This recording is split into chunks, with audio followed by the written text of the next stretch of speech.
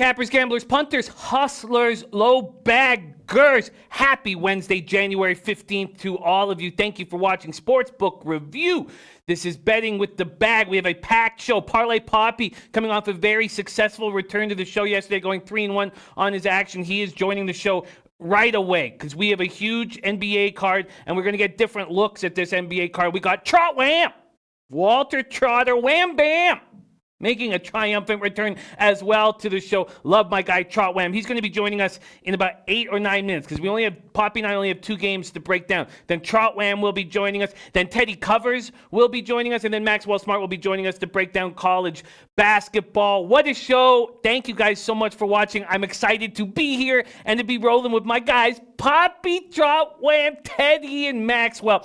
Shout out to Alex Ramirez, first in the chat. Great hustle. Matt Randall in the house. Taint play of the day. Miami plus 8.5. Popping in just to give us Miami plus 8.5. Let me copy and paste that up right now. Deer Slayer Ski says cleaned up on NHL last night. I did not clean up on NHL. I went for the big score.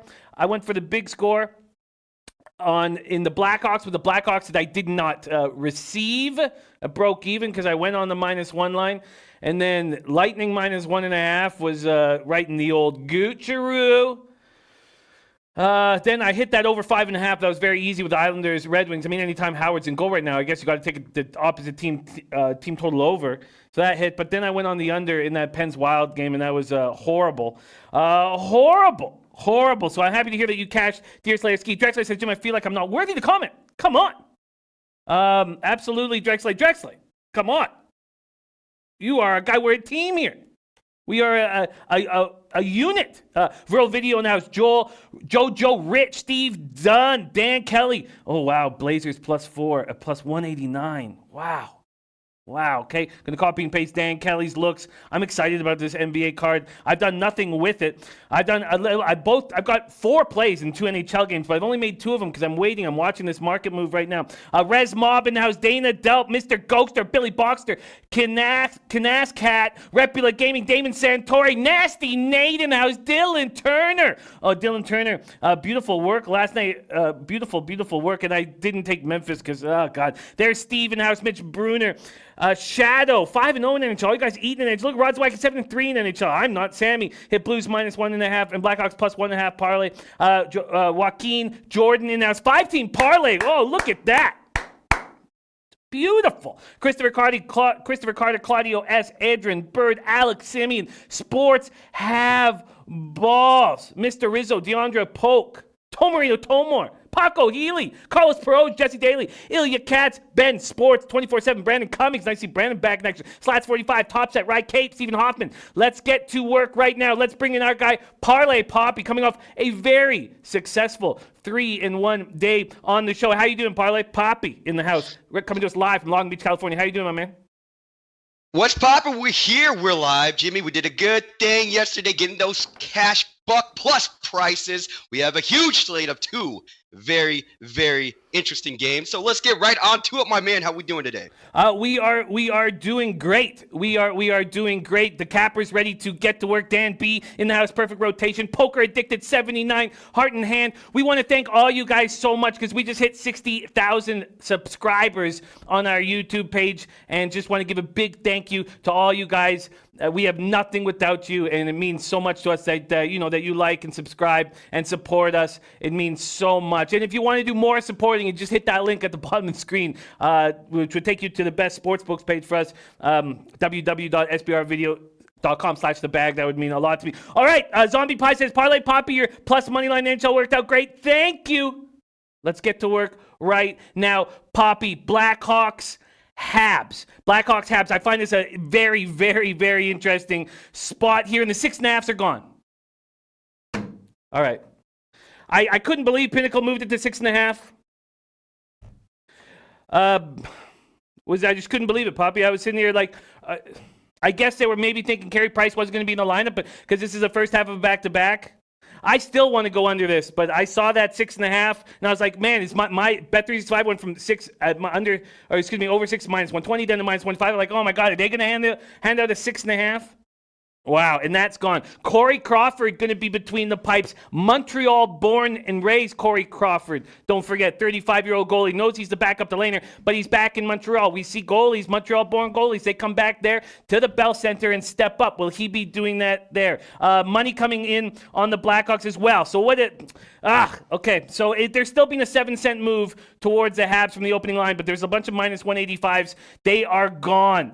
I like the Blackhawks. I mean, obviously, I didn't make money off of it last night, but I like the Blackhawks winning the way they did, feeling good about themselves. This Habs team's won 2 straight, but they can't score, Poppy.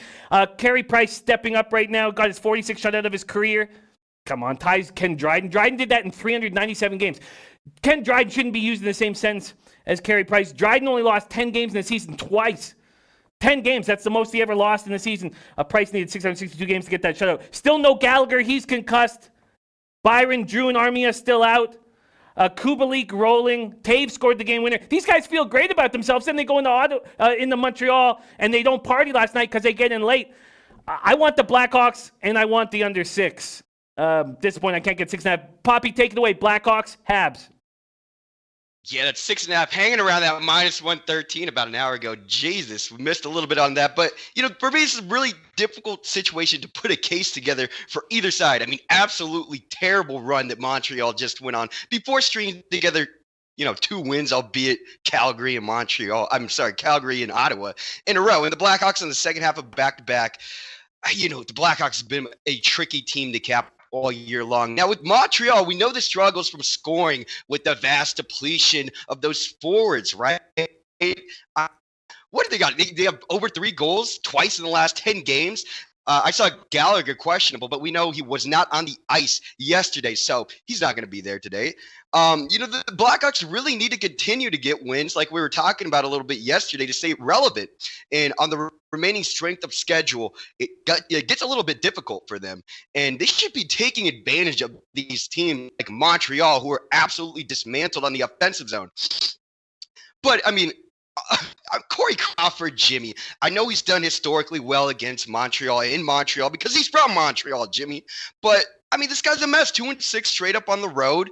And the Blackhawks as a whole allow the second highest high danger shots, only next to those pitiful Jimmy Howard-led Detroit Red Wings. So, I mean, the Blackhawks, this is a crazy price. Should Montreal even be laying minus 140, let alone minus 170 to anybody besides those, albeit terrible Red Wings? I mean, shit, Red Wings would be live against these Canadiens right now. It's just Corey Crawford is kind of like, what's a deal killer for me? You know what I mean? Put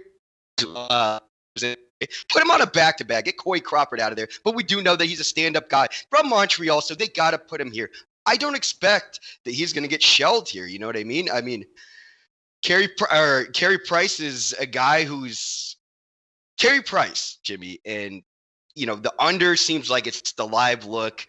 I'm still scared on Crawford, but I'm leaning so heavily to this under 6.5. Hopefully he gets steamed a little there. I doubt it. I really do think we missed the number, but man, the Blackhawks live, Jimmy, how do we not take them at this ridiculous price? Oh, you have to. We have to take him at this ridiculous price, and I'm going to do that right now. You know what? The 6.5 was extremely appealing. You know what? I would have taken the 6 this morning. Then I saw the 6.5, and it just blew my mind. Then I saw the 5-cent move at Bet365. I mean, I was just sitting there shocked, absolutely shocked. And the first thing I'm going to do is I'm going to take the Blackhawks right now at plus 165 at 5 times, plus 165. Lock that in. And then I don't know exactly what to do. There's Lee Davis, and that was great to see you, Lee. Unreal move by Vegas. Shocked that Gerard Gallant has been fired. Absolutely shocked. Absolutely shocked that Gerard Gallant is being fired. These guys panicking. It's their fault. It's the management fault for paying all these guys ridiculous sums of cash. There's Russ B in the house. Steve Dunn. Poppy, I'm making a move on Blackhawks plus 165. I don't know what I'm going to do with the total. You know what? I can't argue with that Blackhawk line. It is so ridiculous. I mean, we got to take this just out of the concept of betting, Jimmy. So I'm going to take 1 second. I'm going to take a little bit more time to make sure that I really, really want these Blackhawks. I just feel very strange about it. This line is absolutely absurd. It's absurd.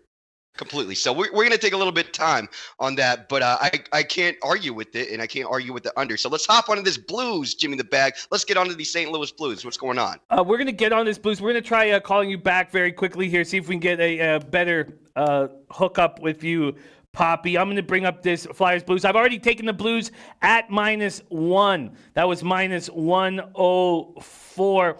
There really hasn't been much movement. There's been a little bit, since I made that bet, a little bit of movement back to the Blues. There had been some early movement towards the Flyers. I also took that over 5.5. Let's see what's going on there from the best odds page on the planet, sportsbookreview.com SBR odds page. Looking at this total, it's now at 6. Attaboy. Too goddamn easy. So I should have taken advantage of the 6.5, so I can't be too proud of myself, but I got the over 5.5, -115. I bet it at -120. No more 5.5s. Brian Elliott will be in goal. Carter Hart is hurt himself in practice, but he's been playing terrible anyways. Flyers 2-4-1 their last 7. They're scoring goals. The Blues are a powerhouse. Maybe I should have taken them at -1.5. Look, I've made a lot of mistakes this year and put on my NHL record after yesterday's disappointment because it's, thank you, Rafa. It's not good. Look, I'm happy. I'm happy. I'm nonplussed. I've made a lot of poor decisions so far this year. But one thing I haven't made a poor decision is just backing these Blues at home nonstop, and I'm doing that there. There's Chris Brady in the house. I'm on the Blues -1. I got the over 5.5. Smash that line move. Poppy, we got to move quickly. Are you making a move on Flyers Blues? Yeah, you know what I mean? 10 straight home franchise win potentially for these Blues. I don't know about the over here, Jimmy the Bag. I know that I want to take the Blues. We know the Flyers have struggled hard this year in 2020. 2020 is in January. Despite winning against some good teams like Boston, Washington recently, they were both really, really hotly contested. It's not like Philadelphia absolutely went in there and got the job done. Those were, 50-50 games at the end of the third quarter area. So there are issues with Philadelphia, not just injury related, as they were losing with Goatsphere and Braun on the ice. They were still losing with those two guys. Doesn't matter that they're out, but they're allowing alarming amount of conversion shots on the net. 13% of shots going in the back of the net on the road. Man, this sounds like a disaster for Brian Elliott. We know how bad Carter Hart was on the road. And, those tandem goaltenders on the road, that kind of shows where Philadelphia is going to be at in a few months when we're talking about playoff stuff. I don't know about all that. I think there might be a live fade here, but logically it's difficult for anybody to angle the Flyers here. This is the absolute public play of the day, but please tell me logically what you think the spot for Philadelphia could possibly be, looking at everything in consideration with the Blues here, and the Blues who are saying, look, man, this is not a big deal. Schwartz, he had a quote over here. It's tough to keep track where we're at on the road. We're not really thinking about it. We're doing the little things right, having different lines and different guys chipping in. That is an absolute buy-on spot, despite this stupidly public play, Jimmy. We're going -1 on these Blues at -111. I like it. Yeah, I got in early. I got -1 to -104. I'm on the over 5.5. You know what, Jimmy, one thing, though, the reason that I'm not going to do the -1.5, because I do think that's a spot here, is due to the fact that Philadelphia, when they do lose not by margin, and the Blues have not been very profitable at all puck lining. Just looking at stuff recently, I think the -1 is a safe look, which is also why I didn't want to do the regulation line. I get it. And Lee Davis letting us know that Lindgren is starting for Montreal. You know what? I should get that bet in as soon as possible. I know I've made it. I got to get this bet in as soon as possible. Poppy coming off a very successful day. Poppy, we have a huge NBA card, and we have Trotwam joining us to start breaking it down. So we've got to move on to NBA. Can you please review your action and follow this man at Poppy_parlay? Parlay, can you please review your action, my friend? That's right, Poppy. Parlay, getting it popping, baby. We're going to go Blues -1, -1. It's a really interesting spot. Quick look ahead. Pittsburgh on the road versus Boston. We just saw what happened to Tuukka Rask, poor guy. I wonder how that's going to work out. This is a home and home for Pittsburgh and Boston. Pittsburgh's at +130 right now. This game is probably also going over due to the fact that we always see an over with these two teams. 8-2 to the over. And I also think Arizona is a live dog tomorrow. Check those two out tomorrow. Pittsburgh and the over, and Arizona tomorrow. Today, we got Blues -1, baby. Hit me at Poppy_parlay. I'll see you guys on Friday. Jimmy the Bag. Peace out. Bye. There he is. Parlay Poppy will be back in action with us on Friday. I've got to get over to this action right now. I know what Dan Kelly's saying. When I see what I think is an absurd line like Poppy with his Blackhawks line, I always think the line makers know something I don't. I just think that this second half of a back-to-back is what the line makers are focusing on. Second half of a back-to-back. And when you win an overtime game 42 seconds in, you feel great about yourself. You get on the plane. It's a very short trip to Ottawa at 40 minutes in the air, 35 minutes in the air. So I hear you, Dan Kelly. Let's bring in our next guest, Trot Wham, Walter Trotter Wham Bam. Fresh off 10 straight public winners on Twitter. 10 straight public winners. And now he's here on Betting with the Bag, a man we love dearly. Trot Wham in the house. How are you doing, my man? Hey, man, you know what it is, bro. Hey, appreciate you, though, man. I appreciate you with that great intro. Jimmy has the greatest intros, man. I appreciate the chat. Y'all already know I'm in the house, man. Let's break down this card. Love all y'all, man. Hit the like button. Make sure y'all hit the like button, man. Appreciate y'all. Trotwam, let's get right to work because we have a big card. I'm not sure if we're going to get through each and every game. And you are hot right now. You are fire right now. So I'm going to let you lead the way. Trotwam, what's the first look on your card? So the first thing I did this week, yesterday, when you told me, like, man, let's do this shit, I wanted to look at what teams are in bad spots, what teams are in, what teams are going on their fifth game in a week, that type of shit, and what teams have only their third game of the week, you know what I mean? So first team that we're going to go pick on here is the one I already tweeted out.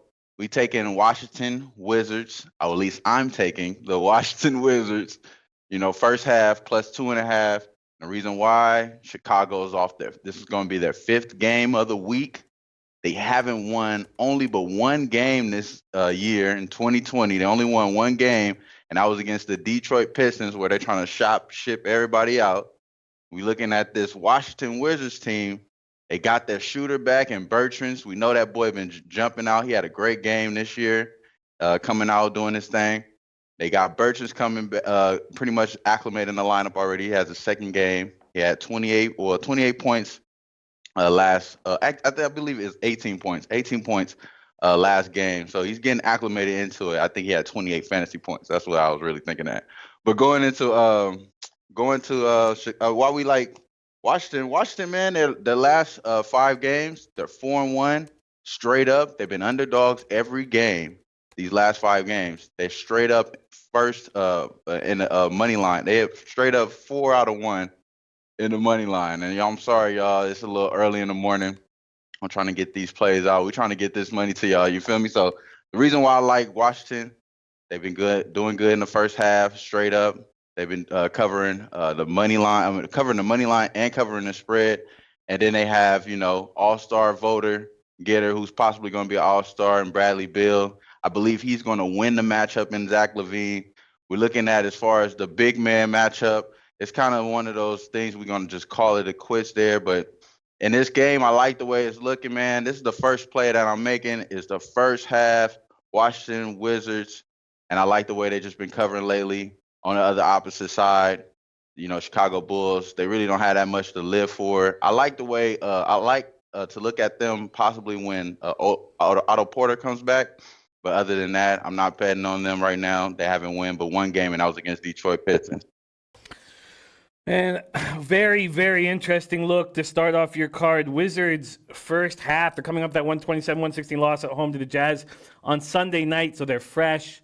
They are feeling good. 3 wins in their last 5 games. Beal rolling, Bertans rolling. Bulls coming off that 113-1-0 loss at Boston on Monday. No Wendell Carter, no Otto Porter Jr., and this second meeting between the two teams, Chicago held on for 110-109 overtime win December 18th. Interesting. Very, very, very interesting look. Wham Bam is started off his card with Wizards first half. Wham Bam, take it away. What's next? So the second one, I want to look at what team is taking the fifth game as well. That's the Boston Celtics. Boston Celtics, this is one of those teams. I feel like they're being overcoached. Now, maybe I'm being a little picky. You know what I mean? Maybe I'm going a little too hard on Brad Stevens. He's coming from college. We see how that shit is working out for Jim Beeline. He's slugging it out there. We coming at this game with Boston. They're playing. Let me pull this up here, y'all. My apologies, man, because I haven't made anything else. I want to make sure I let that be known as well. I haven't made anything official other than that first half Washington Wizards. I'm sorry, y'all. Knock this shit out, man. I'm all over the place today. You feel me? I'm all over the place today.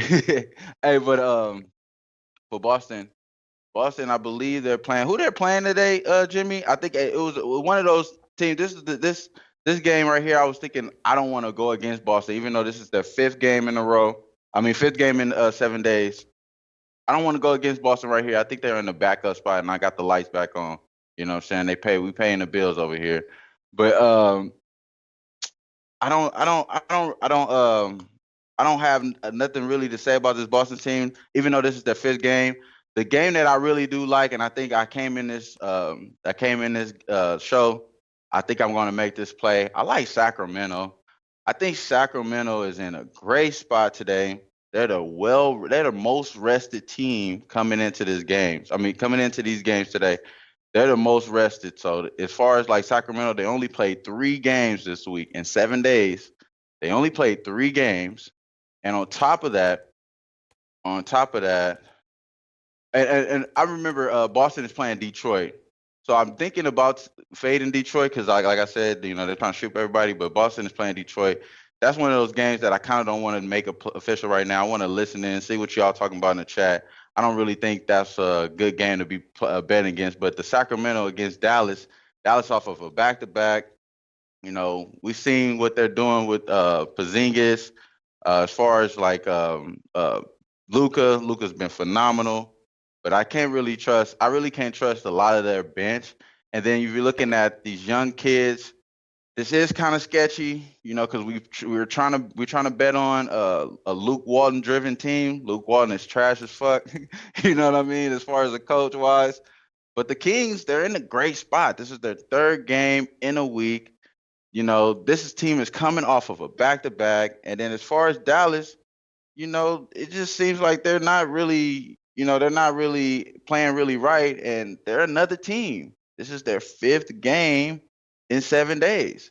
This is the well-rested team going against the most, you know, driven team that's probably, you know, burning Luka out already. You know, he's a young kid. They probably burning him out. So I'm thinking to go ahead and taking this short line at home, Sacramento +4, and I definitely want to hear what you think about that one, Jimmy.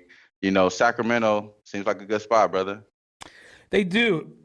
They do. Mavericks are 13-5 on the road. We expect KP to be back in the lineup.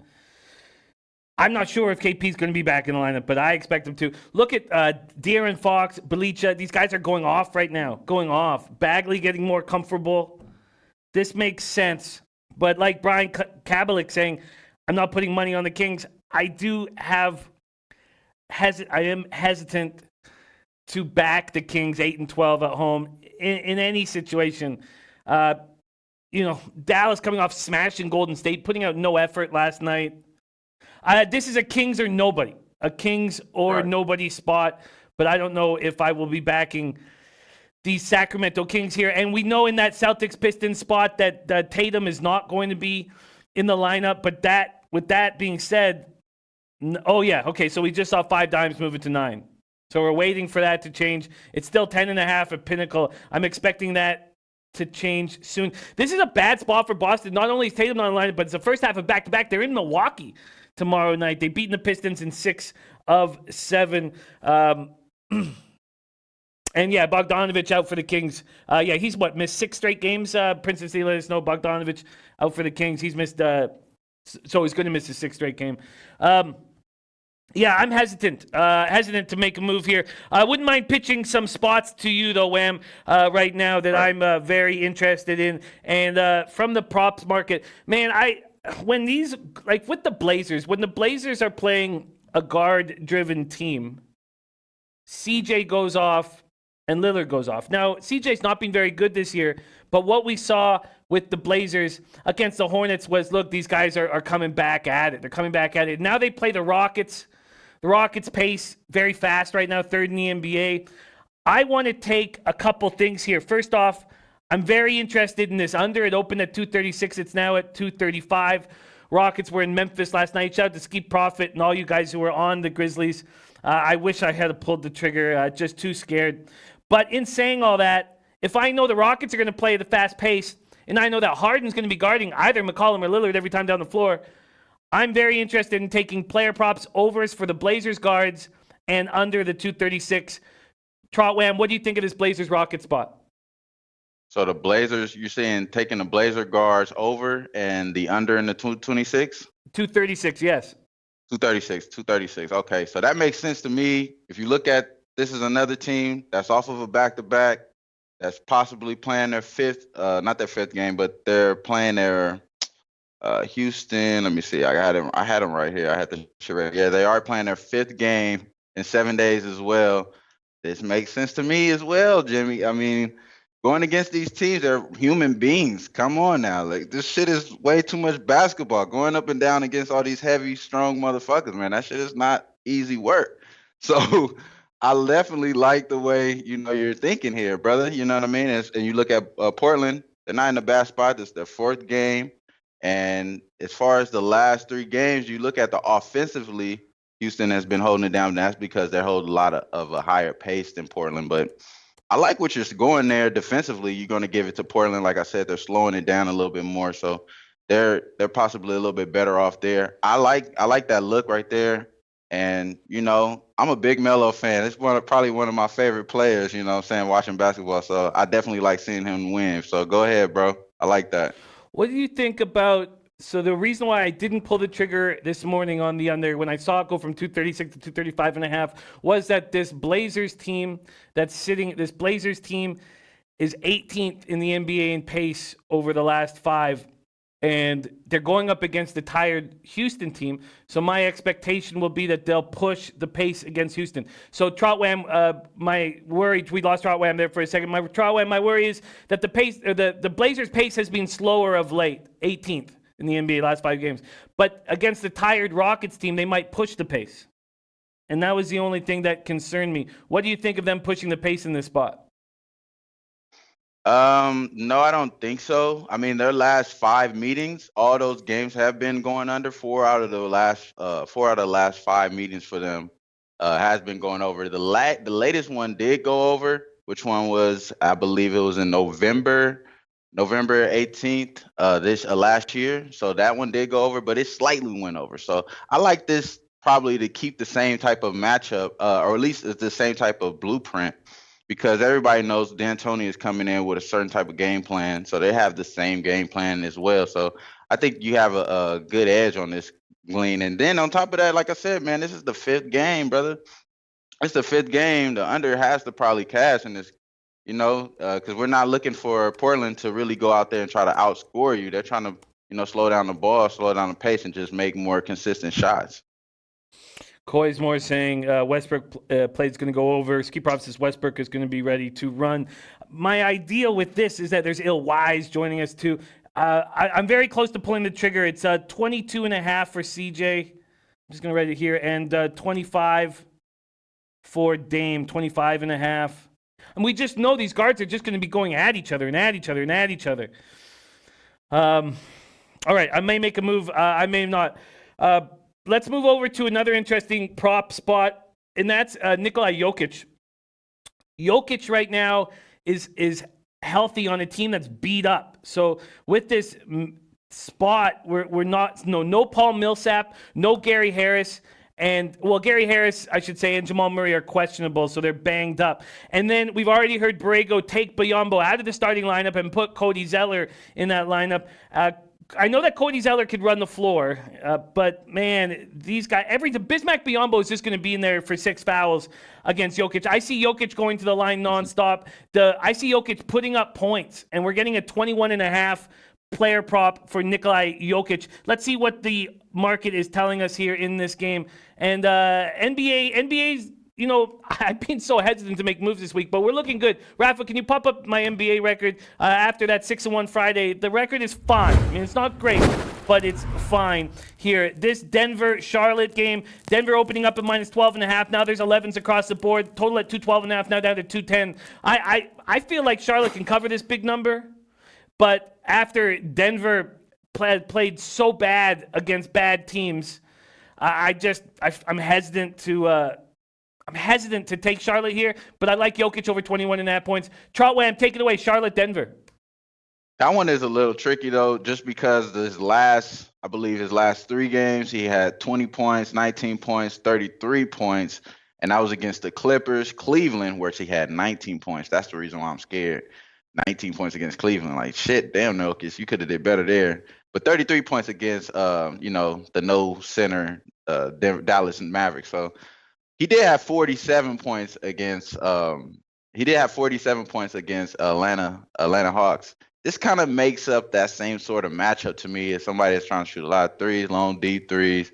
Devontae Graham, Trae Young. I could see kind of like the same type of game plan being probably implemented here. So they probably could, having that they have, like you said, Bismack Biyombo with the 6 fouls. You know what I mean? Probably at the free throw line. This probably is a good look for you. You know what I mean? Because he's probably gonna get fouled a lot and something like that. And with the injuries to both Harris and Jamal Murray, even if they play, everything's going to go through Jokic. Everything's going to go through Jokic. Everything. He has like the most touches out of like everybody in the league. So yeah, you're right, bro. Everything's going to go through him.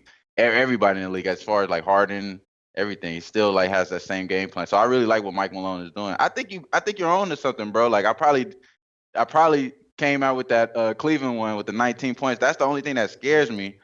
But I mean, the motivation probably doesn't have to be there in Cleveland. So we could probably wipe that one and cancel that one out, and he's damn near there. You know what I mean? He's damn near there. And if you take that game out, I'm pretty sure he's averaging more than 25 points because it's 33, 47, and 20. You know what I mean? Yeah, I'm making it. So I'm not going to line chop. No time for that. Just going to take it at Bet365 over 21.5 points at -125. I'm not taking points, rebounds, and assists because of the injuries to their guards right now. And if you look at that, they're expecting him to go for 21, 10, and 10. And I'm just going to focus on the points. Jokic over. All right, Wham Bam, you are on a big streak right now. You've given us Wizards first half. You've said that's your only official look so far. Is there anything else that you're leaning towards? So, man, I talked about the Sacramento already. They're in a good spot, one of the well-rested teams going against one of the, long-winded teams this week. But then I'm looking at this other game, another well-rested team, and I'm pretty sure this is something you probably could appreciate.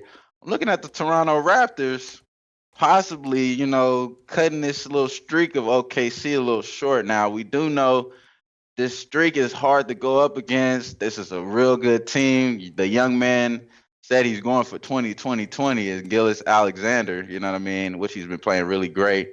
I definitely have been loving the way they've been playing. A lot of people are talking about the mentorship of Chris Paul. All that stuff is great and all, but I honestly am looking at the Toronto Raptors. They're probably in a pretty good spot. They're one of the well-rested teams. This is their 3rd game in a week. You know what I mean? You looking at the OKC team, they've been playing 4 games this week, so they're not that much dragged out, you know what I mean? But at the same time, this could be one of those games that they, possibly don't cover and don't win at home. They're a pretty good team, so it is hard to go against. This is another game that I want to come in and break down with the chat. That way I don't make anything just abruptly. And I'm leaning Toronto here. I think that, Siakam is possibly in the matchup case. And if Gasol is playing, I like what's going on. I think he's probable. So it makes sense for me to go ahead and lean Toronto here. And I'm pretty sure, bro, you're probably liking what I'm talking about right there. I do. I just get concerned with Gasol coming back into the lineup. I'm a little concerned back in the Raptors without Van Fleet in the lineup. It was my first thought. And then I was like, you know what? It was the earliest when I was like, am I just being a fan right now? Or do I really believe it? Look at the Raptors' pace. It continues to slow without Van Fleet in the lineup. In the last 5, they're now 29th in the NBA. a 95.02 points. Gas Station Sushi max betting the under in the first half on Thunder Raptors, and that makes so much sense to me. Gasol back after missing 12 games. Siakam and Norm Powell back. So what they won't have offensively, I believe they will have defensively. Raptors are just 4-6 in their last 10, and I think I'm going to wait a little bit. I'm going to wait a little bit before I back these guys. I just want them to be comfortable. I mean, obviously, the Thunder feel so good about themselves off that 117-104 win at Minnesota. I like that first half under look a lot that Gas Station Sushi's on. That's already moved from 110 to 108.5. There is still a 109 on the board at BetOnline. What do you think of the total here, Trot Wham and Raptors Thunder? So, yeah, the under makes most sense. It does make the most sense there because the last 3 games, I think the last 5 games for Toronto, the first half has went under 4 of the last 5. So that's trendy, and some of the trends that I like to look at. And then if you look at their last 5 meetings, I kind of want to lean Toronto first half as well because they covered the last 5 first halves when they played against this team in OKC. But, this is a totally different team. But I still like to look at some of those type of historic stats and compare them to what Toronto, which is they've been covering the last 3 first halves. So that makes sense to me. I like to look at certain stuff like that. So I like the first half under, but I'm honestly looking into I'm looking into this game. If Gasol plays, I think he's going to have a matchup, a great matchup against Steven Adams because he's going to try to bring him out of the paint, and I think that's going to help him benefit a lot of the screeners and a lot of the divers for Toronto. So even though without Van Fleet, which he's mostly used for the breakdown players, you know what I mean, and break down plays and be able to pull up the superhero shot, I like this to be a great matchup for Toronto. That's why I'm leaning Toronto. Not only they hella rested, so he could possibly be ready to go. I did make a move on that first half under. I'm going to roll Gas Station Sushi on that. I like that look. Trot Wham giving the green light on it. That's at 109 minus 112 at BetOnline. They're the only book hanging a 109. Trot Wham, my guy, thank you so much for joining us. We need to have you back. We need more Trot Wham on the show. Thank you so much for joining us. Follow this man on Twitter. He's on a heater. 10 straight public winners, and he's made the Wizards' first half an official look. Let's go for 11 straight public bets for our guy Trotwham. Follow him on Twitter at Trotwham. At Trotwham. Wham Bam, thank you so much for joining us, man. We got to get you back. Can you come back next week?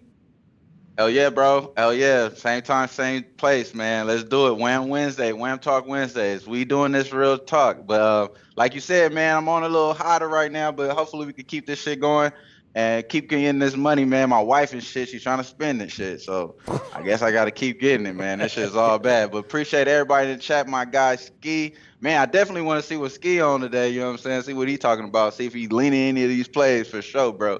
That's all love, man. And I appreciate you for putting me on that under, bro, in that first half. That one does seem like it's a good play. So I might have to slide with that one too, though. So on the first half, Toronto, y'all tune in to Wham Talk today, bro. We're going to make it happen.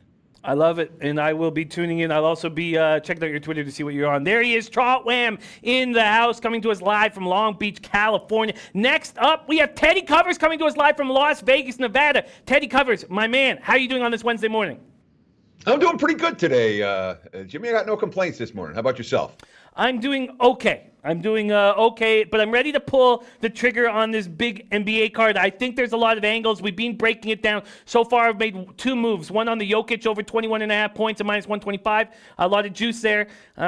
Player props juice, man. And then I'm also on the first half under 109 in that Raptors spot. What have you got to the window yet? What have you got to the window on in this big NBA card? Yeah, I mean, it's a really attractive card today. I've made 1 move, and I'm still considering a whole bunch more. The 1 move I've made was on the Washington Wizards plus 4.5 against the Chicago Bulls. I've talked to you about Chicago without Wendell Carter, and Chicago's coming off a win without Wendell Carter. I understand the Wizards are a bottom feeder team, but I don't think Chicago's got any business laying points tonight. And whatever the quotes coming out of Washington's locker room, it looks like they're pointing towards this game as a step-up game. So I want no part of Chicago laying points. I think the Wiz are live here, and they're getting healthier. Bertan's back in the lineup matters for them a fair bit. Chicago can't lay. Washington plus 4.5 is in pocket already, and there's a number of games that I'm still in the lean category, but I haven't pulled the trigger on any of them yet. We can go through them one at a time if you want, or I can go through in bunch. How do you want to do it, Jimmy? I want to start pitching spots to you, and then if we don't get to any of your leans, because there's some games we haven't capped yet. So if you don't mind, I'd like to start going through these games. First off, we're pretty much not Tatum not in the lineup for the Celtics. It's off the board at my book, but some other books have brought it down to 8.5 for the Celtics. It opened at 10.5, now 8.5. Also, the Celtics on that first half of back-to-back, they play Milwaukee tomorrow night. I want nothing to do with this Pistons team. It's Derrick Rose, and that's it. Casey had to bench Andre Drummond. Drummond's just looked like a fool over the last couple games. Throwing the ball to back Gafford's head was just ludicrous.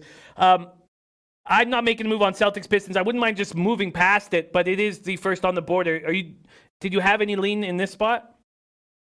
So that when the Pistons rallied from 16 down to take New Orleans into overtime the other night, with Drummond on the bench and Christian Wood taking a spot on the floor.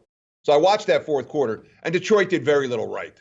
All right, New Orleans was just, we're like, here, we don't want this game. You guys take it. No, seriously, you guys, no, you guys take it. The Pelicans played a really bad fourth quarter, and once it got tight, they played even worse. So my takeaway from that game was there was no buy on Detroit. It was all New Orleans, coughing it up and choking it away. And I really wonder how it sits in the Pistons locker room and what Drummond brings today. I don't want the Pistons, flat out. And you talked about the spot for Boston. Don't underestimate the look ahead here. They got the Bucks tomorrow night. They're up 15 with 6 left, and it's one would expect Brad Stevens to try to keep his starters as fresh as possible, especially given some of the injury issues that Boston has. So I know I don't want the dog here, and I know I don't want the favorite. Easiest pass, as easy as any pass on the board. Yeah, I agree with that, and that is what I'm going to do as well. The next spot on the board, Nets Sixers. Sixers open up at 6.5. Bookmaker just moved it to 8. Pinnacle's at 7.5. The rest of the books are sitting at 7. Sixers 18-2 at home, third highest winning percentage in the NBA at home. They've won 4 straight at home. But they've looked bad on the road, and that's where they're coming off of 18-point loss in Dallas on Saturday, 6-point setback in Indiana on Monday. Simmons is playing good basketball, 24 points. Josh Richardson continues to roll with 23. He scored at least 20 in 3 of his past 4 games, shooting 48% from the field in that span. 4th game without Embiid. Nets on the second half of a back-to-back after that loss to the Jazz last night. I would expect Irving not to be in the lineup, but that's not the impression I've been getting at this point. There's no Garrett Temple or Wilson Chandler last night for the Nets. Who knows if they'll be back today? They're day-to-day. Is there a feel on this game for you, Teddy? Nets Sixers. Oh, yeah, I'm leaning Philly. I haven't pulled the trigger yet. I'm starting to see 7s out there. And 7 is I think, going to be a buy price for me on Philadelphia. And it's all spot here. Sixers off back-to-back losses. Returning home where they played pretty darn well. Brooklyn, second of back-to-backs. Irving just getting his feet wet back in the lineup. Last night played a superior team and lost. And Atkinson, I thought that the rotation might be a little bit deeper last night. He only went with 9 guys. All the key players played 30-plus minutes, so it's not like the Nets are going to be all that fresh this evening. And Irving, just coming back from injury, says he's going to go. Tonight he says he's going to go about as many minutes as he did last night, which was 30-plus. I've got my, number one is I don't think the Nets are as good as the Sixers. And number 2, on the second of back-to-backs with Philly off the losses, I could only look towards Philadelphia here. I haven't pulled the trigger yet. The line was ticking down, and now it's starting to tick down. But as you said, there's a couple of books that are pointing up. So I absolutely lean Philly. I haven't yet pulled the trigger. I'm not convinced I will, but I feel like I should. I feel like this is a Sixers spot, and I'm not convinced the Nets are going to be able to hang for 4 quarters tonight. So Philly or pass for this better.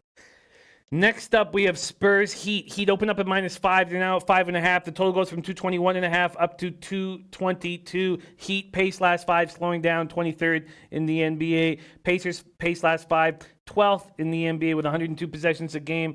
This is the first time all year, Teddy, that the Heat have lost consecutive games. And they look bad doing it against 2 bad basketball teams in the Knicks and the Nets.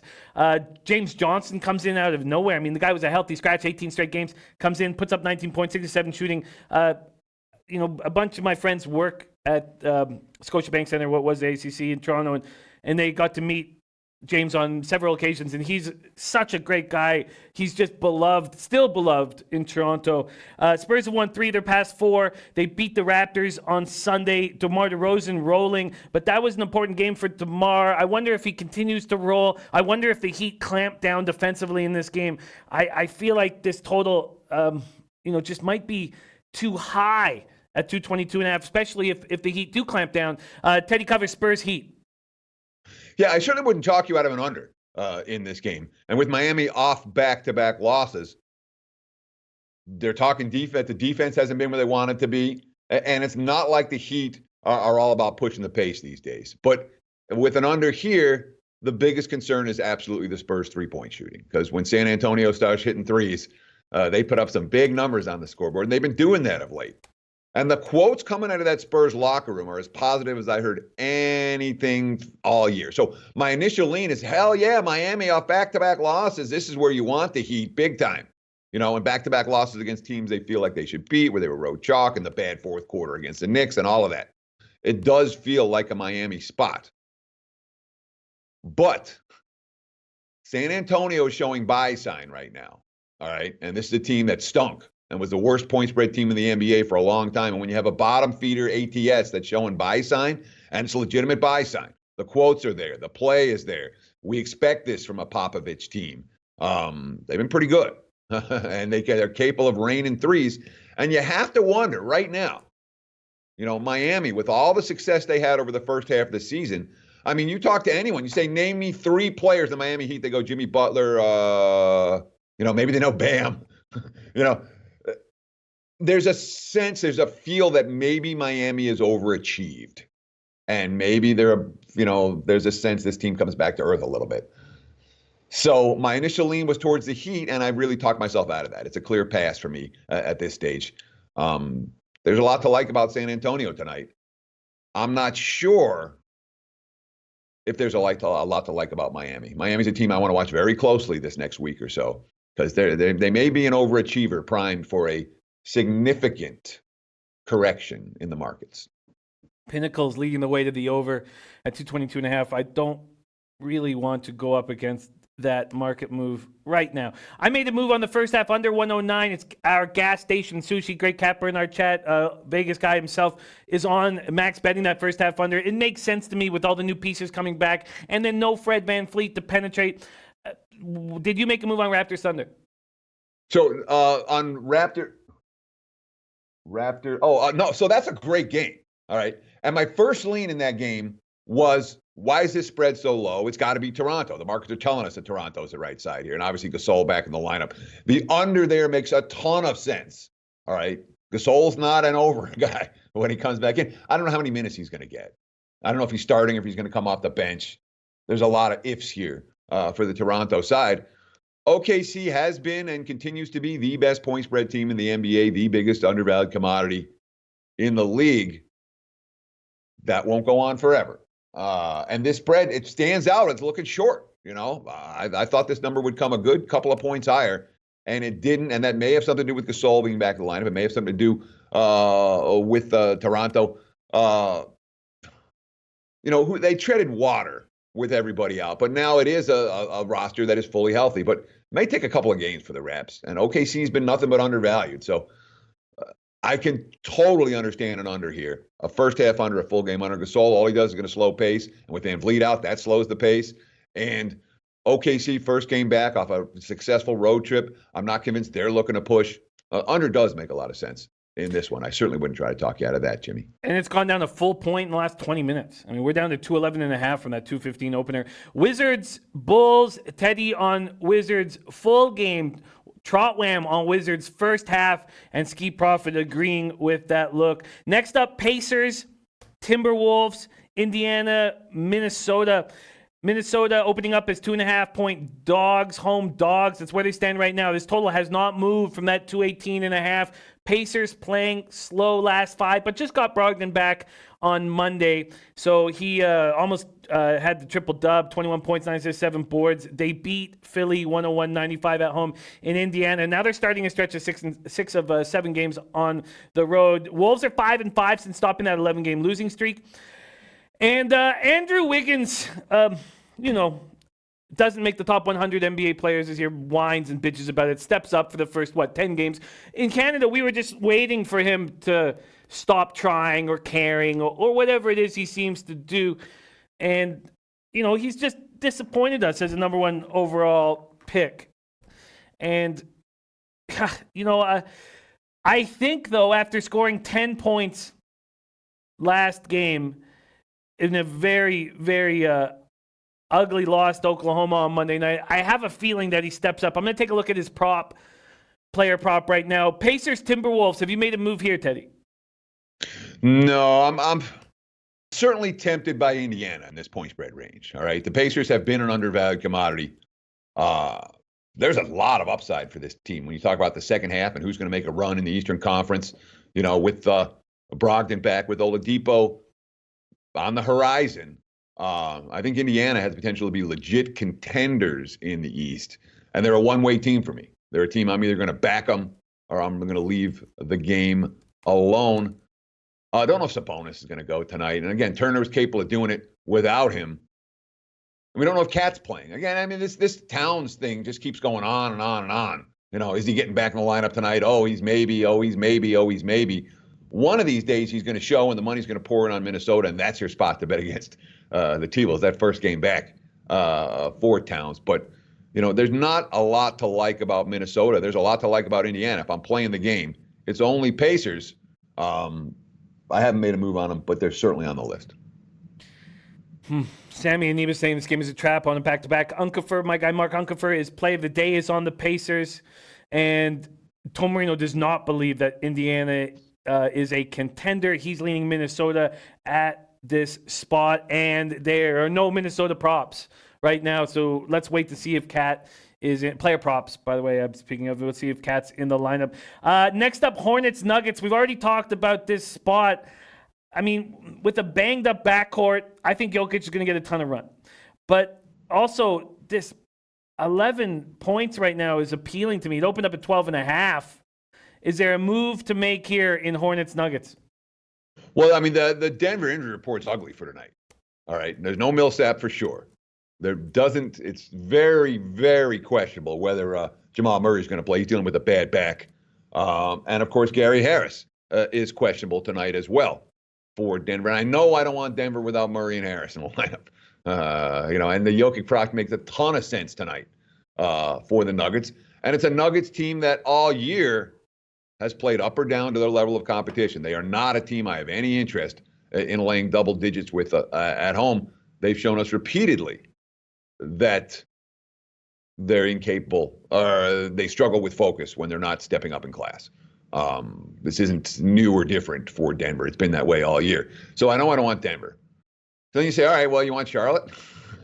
Not an easy spot for a bad team that's been losing the tail end of a miserable road trip. It's not a lot to like about the Hornets here. From a total standpoint, it doesn't feel like anyone's pushing. It doesn't feel like anyone's not pushing. We'd have question marks about the guards for Denver. Two very good defensive guards for Denver. Certainly Harris is. Murray has his moments. But I don't have a strong sense here, side or total. It's a clear pass for this better. I'm sitting here looking at that 11 points, and it's too much. I just feel like it's too much. I mean, that point guard battle that they just got into with the Blazers, I mean, I know this hasn't been a great road trip, but Borrego's already decided to use a lot more of Zeller in this game. Biombo will come in just to foul Jokic. Biombo didn't even get off the bench on Monday, and they played with more speed in that game. I mean, if we know that the Nuggets' backcourt's hurting, and we know the only good thing about the Hornets is their backcourt, I mean, why don't we pull the trigger on the 11? From a spot standpoint, all right, Charlotte here. You know, they've had Utah, Phoenix, Portland on the wrong end of all those. They're in a 4 games and 6 nights on the road, last game of the trip. I worry about it being a no-show for the dog here. And this is the NBA. Okay, I understand that when starters get hurt, and multiple starters are missing a game. But the failures Denver's had, and in spots like this, and the depth of that roster, they have a really deep roster. It doesn't make it an automatic here to take 11 with Charlotte. It really doesn't. Yeah. Blazers, Rockets, Teddy. God, it's hard for me not to make them, but it's fine. I don't need the 4 seconds. Blazers, Rockets, Teddy. I hate, looking back at what's gone on this week, that Blazers Hornets game, when it's 2 teams who have very skilled guards, and the guards are just going at each other. That's all that's happening all game. All the player props skied over for the guards, the starting backcourt of both the Hornets and Blazers. I see this spot with Harden having to guard either CJ or Lillard, and I think both of these guys are going to go off. And Rockets' pace last 5 is 3rd in the NBA. When Harden wants to slow down, Westbrook's going to be sprinting up the floor because he didn't play last night. This is an interesting spot. Blazers, Houston opening up at -7.5, now up to -9. Teddy, I had a thought about the under, and then I pumped the brakes on it. What are you doing here in this spot, Portland, Houston? Nothing. The games I like are all in the top half of the card. The bottom half of the card, there's not a whole lot that I'm interested in from a betting standpoint. And look, Rockets second of back-to-backs off a loss with Westbrook back in the lineup. It certainly seems like a spot we might be interested in Houston. And again, a lot of they did have major minutes last night for everyone that did play. It was a short bench, which kind of surprised me a little bit given the situation for Houston. And they got run out of the gym in the fourth quarter of that game. In theory, they're supposed to bounce back here. See, Portland's a hard team for me to get involved with right now because the Blazers are better than what they've played. All right, flat out. And I understand they've got injuries, but we're talking about a team that reached the Western Conference Finals last year that had basically brought back every key contributor, or most of the key contributors to that team. So there's some upside with Portland. And you talked about the game against Charlotte, where they're a back and forth battle, and the guard play was there, the intensity was there. The Blazers won that game. There's a little bit of positive mo. This team needs some positive mo. They can hang. I think the price is a little bit high, but getting to the window with Portland right now is not always an easy thing to do. It's not a game I'm going to play. And total-wise, it's not a game I have a whole lot of interest in either. I leaned over last night. The total was just too high in Memphis, and they didn't get there. I wouldn't be surprised if the Blazers try to push it against Houston on the second of back-to-back. So maybe an over here, but again, you're talking about a very high number where you can get both teams the 110 plus and still be 10 points under the number. So not a game I'm playing. What I saw from CJ's been underwhelming all year, and he looked good last game, and I expect him to heat up, and I think they're going to go after each other from guard play. I'm going to take both CJ and Dame props over 22.5, 25.5. CJ 22.5 and 25.5 for Dame. Let's move on to Mavericks Kings. Trotwam was leaning towards making a move on these Kings. Mavs on the second half of back-to-back. Very easy first half of it. And the Kings are rolling even without Bogdanovic, De'Aaron rolling. And now they have Bagley back, which is so important without Richaun Holmes in the lineup. Bagley, returned from his 8-game absence, 18.6 boards. I'm hesitant to go against the Mavericks at any time. And they're 13-5 on the road. I'm hesitant to do that here. Do you want to make a move on Mavericks Kings, Teddy? Have you made a move? No, I'm not. I'm not touching this one. I'm not even close to touching this one. Big win, big comfortable win for Dallas last night. They've not been particularly good coming off a win. That was one of the concerns we had about them last night. And then they played great. Now they got to, coming off a win on the second of back-to-backs, laying points. It's not an optimal spot for a team that has failed repeatedly in roles like this throughout the course of the campaign. And I can understand the interest in Sacramento here. You talked about some of the key guys. De'Aaron Fox has played great of late, and Bagley does help make up for the minutes with Holmes, the Holmes injury, and he's not as tough. He's not the low post defensive force that Holmes is, but it's a Kings team. They're not going through the motions. They're fighting. All that said, Dallas is a lot better than Sacramento. If I had to play the game, I would lay the 4 with the Mavs before I took the 4 with the Kings, even on the second of back-to-backs. But spot-wise, I have my concerns about the Mavericks' intensity here. If Porzingis was announced in the lineup, would that interest you a little more in the Kings? Less. Less. The first game back, I never want to lay points with the team that's getting a key contributor back in the lineup. Oh, that's what I mean. That's why I said he's at a sink. The minutes all get adjusted. It's one of those spots. I mean, when I say never, I don't have a lot of rules.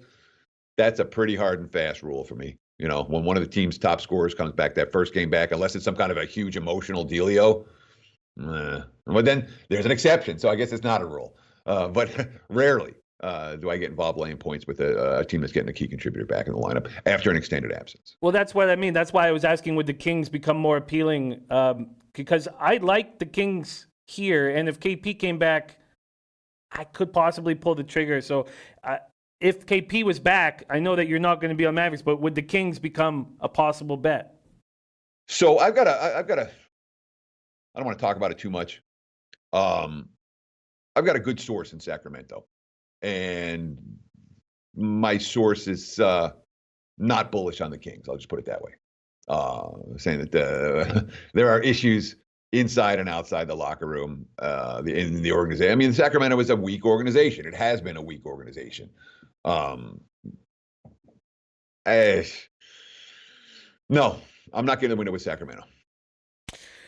Yeah, I hear that. Brendan Saldana saying Mavs well rested. Excuse me. Alvin Smith says you guys are crazy. Mavericks all the way blowout. All the way blowout. And our guy Corey Simmons, focus on your bets. Gooch play today. Detroit Pistons plus 9.5. And focus on your bets coming off an easy casher last night with this Gooch play today, which was the Jazz minus 3.5. Reese says the Gooch is in. Quickly, we've got to go. But Magic Lakers. Teddy, Magic Lakers. Lakers open up at 9.5. They're now 10.5 or 11. This total sitting at 212. Lakers have won 9 straight. Kuzma is rolling with AD out of the lineup. But now that the Magic have gotten, or who understand their rotation now after the injuries that they would dealt with, and Gordon looking better, Fultz looking better, Fournier scoring, they're a different team without Isaac in the lineup. Is there a spot here? Because we've already seen Gas Station Sushi make the first half Magic plus 6.5 a max bet. Anything interest you in Lakers Magic? Under interests me in Lakers Magic. Orlando's not pushing pace against anyone. They take 23 seconds out of the 24-second shot clock again and again before they look. They don't give up anything in transition. Lakers defensively have been great. I don't think there are any easy offensive possessions here. We see a whole lot of fast break points. We're not seeing the transition buckets in tonight's game, and I would expect an under pace throughout this one. It does not feel like it's going to be a relatively high-scoring affair. Oh, wow. Viper MB catch the 1.7K parlay last night. Love hearing that. Viper OG low bagger right there. And Julian Cesario in the chat. Love seeing that. Butler -4, Kentucky -5, Notre Dame +2, Auburn -2, Wichita State -3. Killed yesterday in college basketball. Great job. Teddy, did you make any moves in college basketball? Because we're going to be moving over to Maxwell Smart right now. Did you do anything? I made 3 moves in college hoops for tonight. Betting number 818, East Carolina. I put a +3 in my pocket with the Pirates. That's the team I'm riding right now. Catch them over the weekend. I think they'll win that game. I laid with Houston against SMU. Betting number 844, -8 with the Cougs. We have bet on versus bet against in that ballgame. I want no part of SMU on the highway, and Houston's a pretty darn good team. And the UCLA line's already gotten away from us. I got them at Pick'em. There was 2.5-point dogs last night. Cronin's the reports out of Bruins camp are that Cronin was not amused by the loss to USC over the weekend, and they're certainly facing a vulnerable foe in Stanford, who I think is one of the more overrated teams in college basketball. So I got the Bruins in my pocket. That line's going through. That's the favorite switch there already, and now it's UCLA -1, 1.5. I still wouldn't talk you out of the Bruins. I think they win the game, but you can't win money when you're getting on the wrong end of 4-point moves like that. But so that's the three that I played: UCLA, East Carolina, and Houston. And you got UCLA to pick them? Sorry, the betting number for UCLA. I didn't give that. The betting number is 858. 858. Yeah. And you got UCLA to pick them? Pick them. Yes, they're now. What are they now? -1. They're -1. 1.5. Yeah, they were plus. I mean, they were plus 2.5 last night. And I didn't pull then, which I guess I should have. Hey, love it, Teddy. Eastern Carolina +3, Houston -8, UCLA pick 'em. And then can you quickly review your NBA action? Sure. The one bet that I made in the NBA tonight, and everything else I'm still thinking about, but I absolutely played the Wizards +4.5 in Chicago. I'm still definitely considering Philly -7, and I'm still going to look at Indiana. And I'm still looking at that Magic Lakers under. So those are the three that are still in play for me. But the one that I've absolutely already bet was Washington plus. And I'm pretty close with Philly. I really am. I love it, Teddy. Thank you so much for joining us. Follow this man on Twitter at Teddy_covers. Teddy, thanks so much. Have a great day. Cheers. Kick some ass tonight, guys. Good luck, Lowbaggers. And thanks, Jimmy. We'll talk again tomorrow. Absolutely. You can catch Teddy here from Monday to Friday, every morning here on Betting with the Bag. Rafa, my man, it is Maxwell Smart time. Can you please roll his intro? It wasn't until 2018 that the diamond in the rough went from hooligan to king of the world. The guy couldn't play for shit, dog. He was awful. But can he cap? Yes, he can. Max, my man, welcome to the show. How are you doing today? I'm doing good. That's a short answer. I could give you a longer one and a more entertaining one, but we got a big card. We should get down to it. We do have a big card. Let's get after it right now, shall we? I'm looking at these Betting with the Bag plays, and they were coming fast and furious. When do they start for today? None of my plays start until 6:30 or 7 o'clock. I'm not sure. No, I mean which, because you have all these tweets out. Which is the first tweet that started the action? The direction of the tweets. Yeah. That would be the Citadel play, then to East Carolina, then up to St. Joe's, Lehigh, and on. Okay, perfect. Okay, I love it. I got you. All right, Citadel +12.5. Citadel over. We've already had our man Sammy in the chat, Sammy and Neba, say, dog of the day, Citadel money line. Why are you backing Citadel here? Yeah, this is a spot where I just like what Citadel does at home. The numbers really like them as a double-digit dog quite normally. I think that Kalon Harris coming off his second 30-point game is a big indicator that this offense is really humming right now. You're getting good production from Derek Webster, Tyson Baptiste. They played a real tough game against Wofford. They could have won that game, They're the type of team that you want to get on overs, anything under 150 with them, because they're going to push the tempo. They're not going to sit back. They're not going to allow the defense to set up, and that's going to be perfect against an opponent like Greensboro. Greensboro wants to slow you down. They're not a team that wants to run and gun with you. They do have a very reliable offensive weapon in Isaiah Miller, who averages 18 points a game. But the problem is, if Kyron Galloway and James Dickey cannot get back in transition, the guards for Citadel are going to eat them alive. Greensboro is going to be out of their element tonight. I think Citadel has a great shot of winning the game. I did not get on the money line, nor will I. I will advise anybody to take the Citadel on the spread up until 10.5 points and up until 151. So on the over. So I like both those spots, and that's why they were the first spots that I put out today. All right. I like it. And we got plays today. We got a lot of stuff coming in. Noli knows coming in with the Boston College Syracuse under 137.5. We also have questions coming in. There's Vincent in the house. Vincent, thank you for joining us. Cameron Alexander rolling with us as well. We have a question here, and I quickly going to ask you this.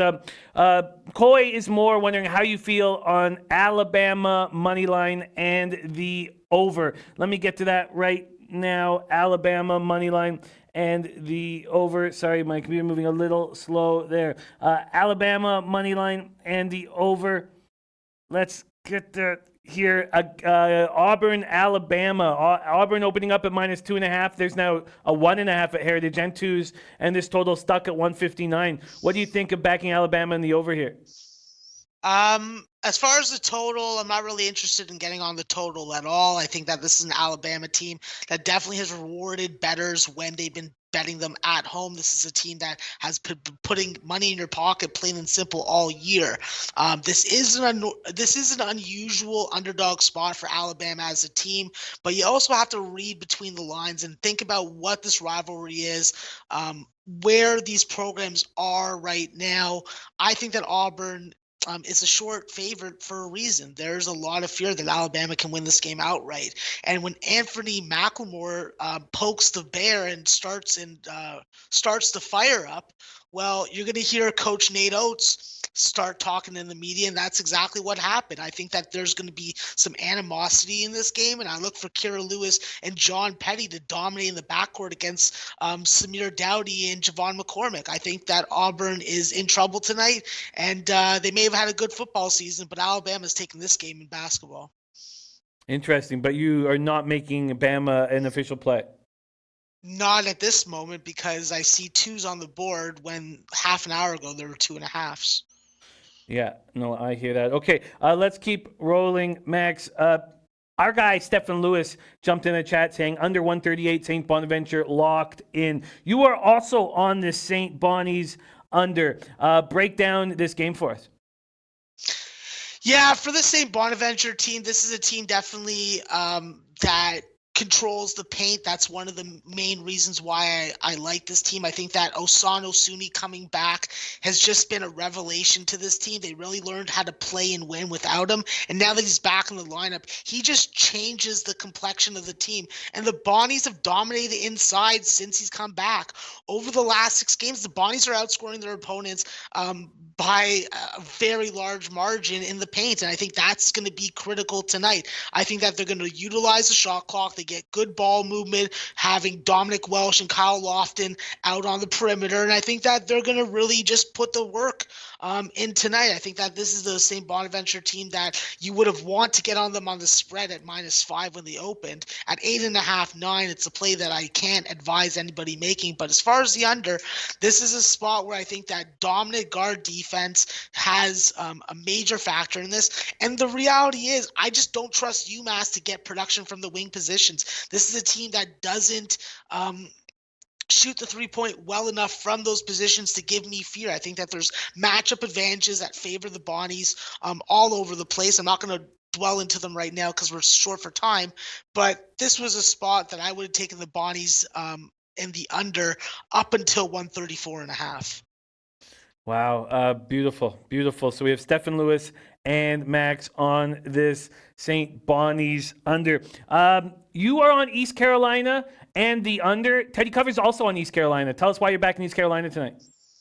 Yeah, this is a simple spot for me. East Carolina has the more dominant player. This is a Tulsa team that is in a stereotypical letdown position. I think that when you go into Houston, when you have Houston come into your building and you beat them by getting to the free throw line, playing sound fundamental basketball, well, I'm just not sure that you're going to be able to carry that over in a less intense environment and matchup against ECU.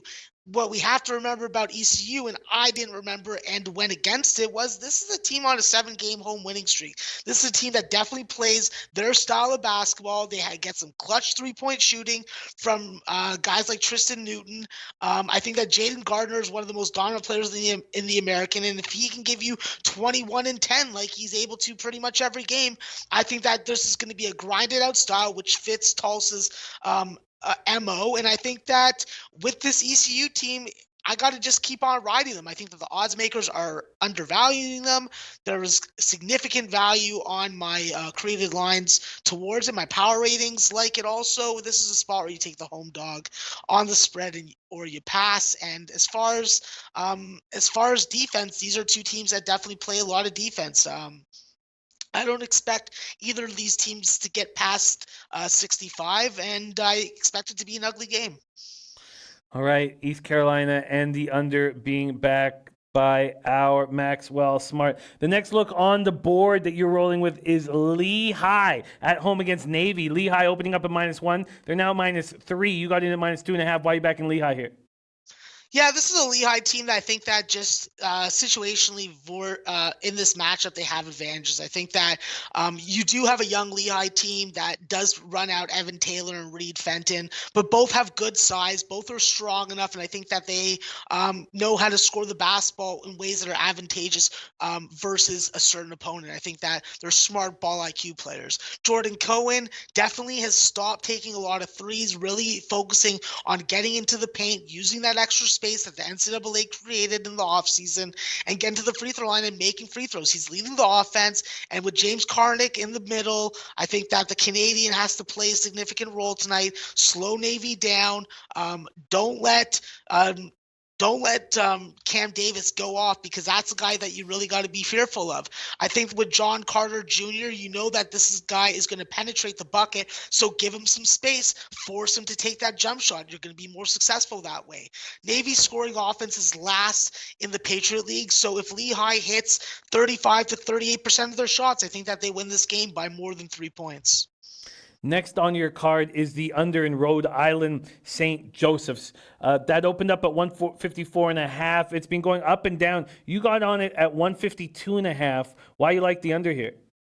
Yeah, I have this game lined at 146.5, so 152.5 provides enough value for me to jump on it right away. I think that when you look at this Rhode Island team, you're getting better ball handling from Fats Russell and Jeff Dowd than you were last year. You're getting a lot better ball distribution, and you're getting solid on-ball defense, which is what Rhode Island is made up of. I think that when you played some stiff competition, you could be in a letdown spot from a win-loss perspective, but I don't think that the quality of defense is going to change. This is a St. Joe's team with Ryan Daly, who definitely is strong, big body, big shouldered, can really get to where he wants on the floor. But I just don't believe and have the faith in the depth that Rhode Island has. When you look at Rhode Island's depth, you see guys like Tyrese Martin, who's upped his production to 14 points and 8.5 rebounds over the last 5 games. You have Jacob Toppin, Obi Toppin's younger brother, coming off the bench, giving you some solid minutes. You know, he's playing minutes. He's getting some experience. He's had some double-digit scoring performance games, and I think that he's going to grow as a player throughout this season. And I can't stop but also talk about the Georgetown transfer, Antoine Walker. He's done a great job from shooting from the floor. He needs to take a couple more 3-point shots, but he's taking what the defense gives him. And I think that he's really a mature player that is going to benefit Rhode Island when it comes to tournament time. So Rhode Island in the under is an easy spot for me to make. I understand St. Joe's plays higher scoring games, but I do expect Rhode Island to control tempo, and I expect them to play their style of play. And that's going to be a game where St. Joe struggles to get to 60. The last look that you've tweeted out for official plays is SF Austin, Stephen F. Austin at Central Arkansas. Stephen F. Austin opening up at 9.5. You got them there. It's now 9 across the board. What do you think, or why are you backing SF Austin here? Yeah, Stephen F. Austin's definitely had a couple days to stew over the fact that they lost as a 17-point favorite against Texas A&M Corpus Christi. I think that this is a game that is situationally and stereotypically a spot where teams rebound. I think that when Stephen F. Austin lost that Texas A&M Corpus Christi game, they did it to themselves. They had bad turnovers. They were there was my new pet peeve in college basketball, traveling. That's what screwed them. I'm telling you, I watched the game. I think that with the Stephen F. Austin team, they hit their free throws. They scored a high percentage. I think top 10 in the nation when it comes to just field goal percentage. And I expect them to do that tonight. I expect them to go to the bucket. I expect John Como to be more responsible with the ball. And I think that against Central Arkansas, you have to guard the 3-point line. And that's an area that Stephen F. Austin has heavily struggled in. That's the key to me defensively. And if they can shore that up, I think that they're going to have no problems taking care of business, rebounding, and shushing the naysayers, because the last thing Stephen F. Austin wants to do is diminish the reputation of the Southland Conference from what they've done already in the non-conference, and then also fall into the funk that they did last year, which ended up screwing them over when it comes to conference seeding.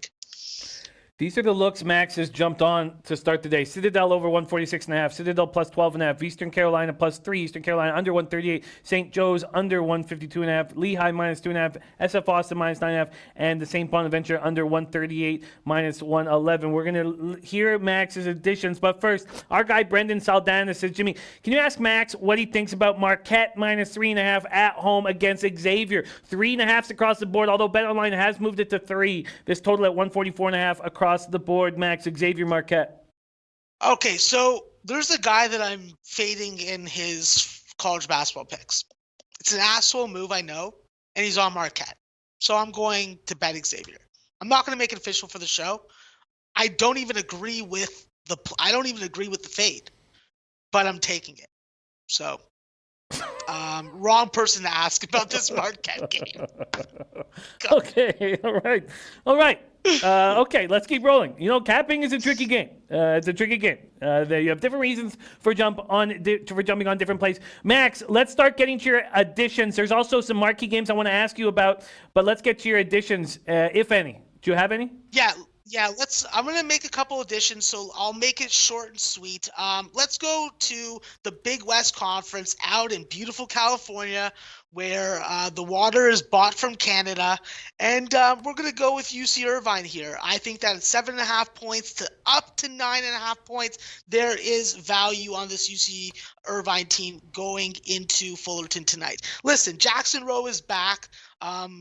We bursted the bubble to his return with the game against UCLA, but I think that they're going to resort back to what they really are, and that's going to be a bottom feeder in the Big West. I think that Tommy Rutherford and Colin Welp are going to be able to smash and grab all over the place. This is Colin Welp coming off the bench, being a real team player, averaging 14 points and 6.5 rebounds.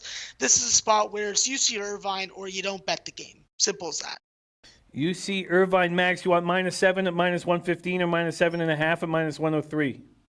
No, I'll take the 7.5 at -103. All right, let's book it. What's next, Max? Okay, so we're gonna go to the Duquesne game. So everyone is waiting for Duquesne to fall on their face. They're waiting for Duquesne to resort back to what they were in the past. Well, that's not going to goddamn happen. This Dookie team is the real deal. I think that tonight this is a matchup against Fordham that they just have advantages all throughout the lineup. The coaching is a big freaking difference right there. Keith Danbrough has done a fantastic job. This is a coach that is able to keep his team within the game and is able to hold leads. When they score 70 or more points, they're 38-10 with 5 minutes left in the game.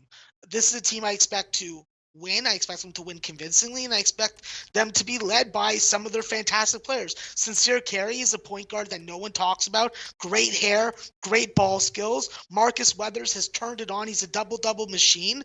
Mike Hughes, solid in the middle. Bailey Steele with his man bun. I'll cut that thing off, but I'll definitely put him on any basketball team that I'm putting my money on. This is a Duquesne spot that's a big number. A lot of people may be looking at the other side, thinking that there's a backdoor cover potential here. I agree with you, but I'm taking Duquesne, and if I can get the -16.5 or 17, I'll make it official for the show. You can, but the 17's juiced to -117 at BetOnline. Yeah, I'll take it. All right, Duquesne minus 17. Let's book that in right now. Duquesne minus 17 at minus 117. Any other additions, Max? Yeah, so this is not a spot for the faint of heart. I'm going to go with a dirty home dog in this spot. I'm not going to take the money line. I'm going to take Hartford.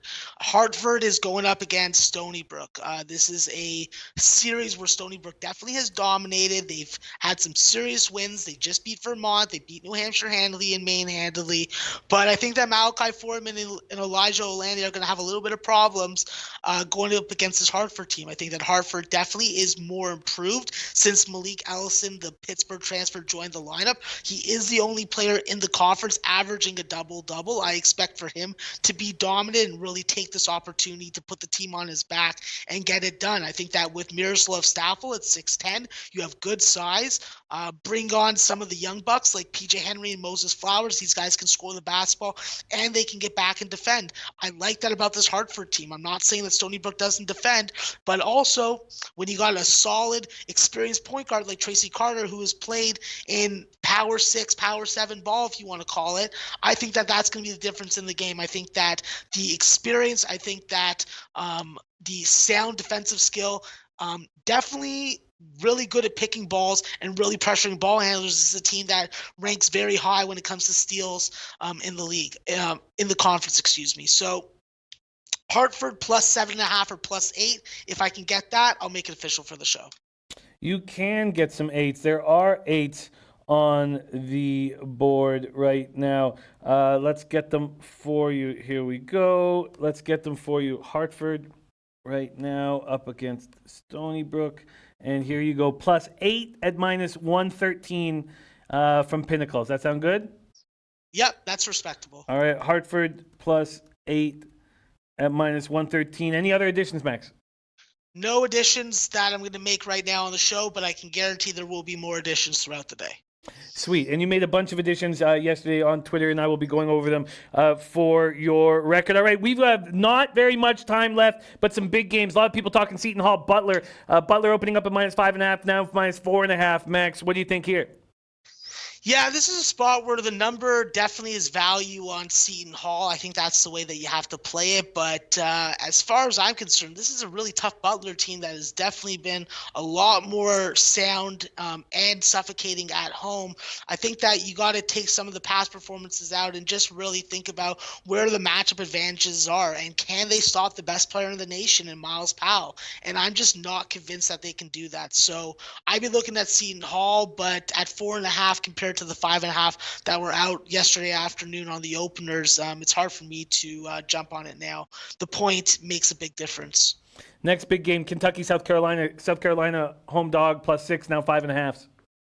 Yeah, it'd be real interesting to see if Kentucky can really carry on and pick up in South Carolina. It's been a tough place for them to go and win in. I think that South Carolina definitely I personally thought that they were going to beat Florida. That turned out to be pie in the face. But I think that Kentucky definitely has some value there at 5.5. Anything higher, I think that I'd be staying off and looking to play live. Creighton, Georgetown. Georgetown opens up at minus 1, now minus 3, even 3.5 at Heritage, Max. Well, Jim, thank you for bringing this up because you know what? Creighton is my play of the day. Creighton is going to win tonight. I'm not going to make it official for the show. I will take the plus 3, but I believe in this team. I think that the addition of Denzel Mahoney, the Southeast Missouri State transfer, has done wonders. It's really hidden the fact that they do lack some size down low and some efficient scorers down low. But I do think tonight, as long as you can contain your 7, the 7-footer for Georgetown, I think that you're going to be able to outshoot this Georgetown team on their home floor. Obviously, Creighton's a way better team to be betting at home, but I'm also going to be looking to add a first half over on Creighton. I just haven't done the diligent research enough to make it official yet. But Creighton, for me, plus 3 is definitely going to be my play of the day, and I think they win outright at Georgetown. All right, we got to put a bow on this. We just got the play of the day from Max Creighton, and we got you a 3.5, Max, at minus 105. Very quickly, Virginia, Florida State. Florida State 6.5 point favorites, Max. Yeah, I'm only looking at the under in that spot. I don't trust Virginia on the road. I don't trust Florida State laying 6.5 points. It's a game that I didn't put any energy into from a side perspective. Wichita State opening up -3.5, now -4.5 at Temple, Max. What do you think here? Yeah, this is a weird number. I don't know why it's at 4.5 when UConn was when the UConn game was at 3. I have Temple rated higher than UConn in my power ratings, but the fact is, Wichita State's gonna win this game and cover by my numbers if they let Temple hoist away from the 2-point area. If they definitely do a good job of being ready to guard in transition. Temple has quick possession, so you got to be able to get back in transition against them. And you have to assert your dominance on the glass. Running your offense through Gregory Echenike was key to the success and key to the win against UConn. I think that's what you have to do again against this Temple team that is significantly weaker in that area. God, interesting spots all over. A lot of people asking about the Stanford UCLA. We've heard that Teddy's already on UCLA at a pick'em. We also have some other big games. Teddy's also on Houston, SMU. We see Vanderbilt and Arkansas, Notre Dame, Georgia Tech. Did any of these games jump at you, Max? Yeah, Jim, you know me, I'm a volume player. All of them jumped out at me. And you choose the one that you want to talk about or the chat wants to talk about. I'm ready to break them all down, bro. Yeah, we got to put a bow on this, sadly, and I wish I'd given you more time for this giant card. I guess I'm interested in the games that weren't touched on by Teddy. Notre Dame, Georgia Tech. Money coming in on Notre Dame. They opened at +2.5, now +1 at Pinnacle. You agree with that market move towards Notre Dame? No, I don't. I don't agree with that market move. I think that Georgia Tech still has value as a team, definitely at home. I think that when you have a significant piece like James Banks, he really stops a lot of Notre Dame's penetration to the bucket. That puts more reliance on the 3-point shot and from their perimeter shooting. I don't trust that personally. I think that Notre Dame is best playing a slow, grinded out game, and so does Georgia Tech. I think that Georgia Tech, with Jose Alvarado healthy and back in the lineup, running the offense makes a significant difference. And when you have Michael Defoe as a game-changing scorer, a guy who can give you 30 in a game, I'll take Georgia Tech on that side. There we have it, Max. Great work. The play of the day is in Creighton +3.5, -105. Is also on Hartford +8. Duquesne -17. UC Irvine -7.5. The Bonnies under 138. SF Austin -9.5. Lehigh -2.5. St. Joe's under 152.5. Eastern Carolina under 138. Eastern Carolina +3. Citadel +12.5. And Citadel over 146.5. Noli Noses on Boston College. Syracuse under 137.5. AM Barbecue Sauce City play of the day is France League One Rennes at Moneyline at +115. At +115. Teddy is on the Wizards full game. Trotwam's on the Wizards first half. Ski Profit agreed with both of those looks. In college, Teddy's on 3 plays. Teddy is on, let me get to him, sorry, right here. Oh, by the way, Gooch play of the day, Detroit Pistons +9.5. And Gooch hit yesterday very easily with Utah Jazz -3.5. Lamont Williams, max bet, 2-team parlay. Wichita State Moneyline and Creighton Moneyline. Teddy's on Eastern Carolina +3 with Max, Houston -8, and the UCLA Pick'em. For my action in NHL, I'm on the Blackhawks +165 Moneyline. I'm on the Blues -1. I got that at -104, and I'm on the over 5.5 at -115. It's already moved over to 6. If you're only getting a 6, I wouldn't take it at 5.5. It's where the value's at. In NBA, I've done a few things, and I may end up doing some more. First half, under 109 -112 in Raptors Thunder. That's a gas station sushi max bet. Then I'm going to be on the Wiggins prop point total against the Pacers after his disturbing game on Monday, but I haven't seen it yet, and I don't know what it is. So, I have to see what it is. Jokic over 21.5 points at -125. I'm on CJ McCollum over 22.5 points at -120, and Dame Lillard over 25.5 points at -125. And that's it. Wow, I thought I had more than that, but right now that's it. Mostly player props. We'll see if anything's added. Jimmy Gomez, play today, Blues -1.5. Roman Peddle is on Auburn -2.5. Stony Brook -8, going up against Max's look on Hartford. Wichita State -4.5. Stanford +1. So Roman Peddle going in Stanford, going up against Teddy's UCLA look. Cheesehead says that he's having microwave bacon for you, Max, in your honor. Thank you, Cheesehead. Max, thank you for sharing all your hard work with us. And we have nothing. And people are asking me what's up with your Twitter. I don't know what that means, Dan. Do you know what they're referring to, Max? No, I don't. Okay, I don't know. I looked at his Twitter. I didn't see anything abnormal. So I don't know what you're referring to, Dan. But feel free just to hit me on a DM. Max, thank you for sharing all your hard work. We have no show without you guys. All these great cappers in the chat. Reese, James, Steven Esposito, Jansen, Bonds, and Dan Kelly, Lania Land, Jimmy Gomez, MJ, Roman Pedal, Ron Loft, and Raymond Reichart. Cheesehead. Coy is more. Julian Cesario, Stephen Lewis, you got Moss, Viper MB, Matt Randall, Eric Rosas, all you guys, Drew Patterson, thank you guys so much for being a part of this. 24 minutes, we have Jammin' with J Money popping off. Stick around for that great show, Jammin' with J Money popping off, and we have a big NBA card, so I know that show is going to be a lot of fun. Thank you. And please hit that link at the bottom of the page. Please hit that link, www.sbrvideos.com/bag. The more of you guys hit the link, the better I look to my employer. So please hit that link. I'll never ask you guys for anything really, but I am asking you to hit a link. So, Max, can you take? Oh, Jeffrey Ryan, Washington +4.5, Creighton +3, and Auburn -2. There's Salty Dog 93. There's my guy Jin in the house.